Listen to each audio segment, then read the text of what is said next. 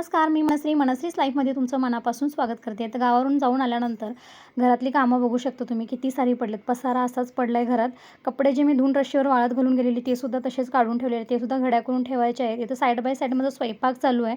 भात आमटी झालेली आहे, भाजी झालेली आहे, चपातीचं पीठ मी मळून ठेवलेलं आहे. बाहेरचं वातावरण तुम्ही बघू शकता. ग्रेशू इथं खेळते आणि गावाकडून हे आंबे घेऊन आली होती मी आणि ग्रेशू भरपूर आंबे खाल्लो आम्ही गावाकडून. आणि हे यांच्यासाठी मम्मी पप्पा पाठवले होते घेऊन जाता, नंतर परत देतो अजून बोलले.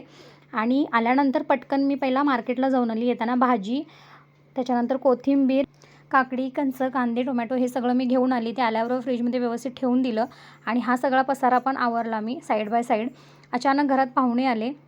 त्याच्यानंतर सगळ्यांची जेवणं वगैरे झाली आणि असा पसारा होता किचनवर. आणि ते पावचे जे मी साईडला ठेवले होते ते ग्रेशूने काय केले, पूर्ण ते पाहुणे गेल्यानंतर विस्कटले. त्याच्यामुळे ते अजूनच पसारा झाला, जो मी आत्ता पूर्ण आवरला. आणि बघू शकता तुम्ही आवरल्यानंतर घर आणि किचन खूप भारी वाटतंय, फ्रेश वाटतंय एकदम वातावरण. 6:30 होत आलेत आणि मला अजिबात टाईम भेटलेला नाही आज रेस्ट करायला. ग्रेशूला मी चिक्कूचा मिल्कशेक बनवून दिला. तिला तो प्रचंड आवडला. आणि संध्याकाळचं परत रुटीन घरातलं तेच रेग्युलरचीच कामं. स्वयंपाकाचं तेल वगैरे संपलं तर पटकन मी ते घासून स्वच्छ पुसून परत दुसरं तेल काढून ठेवते. त्याच्यामुळे ते क्लीन आणि छान दिसतं.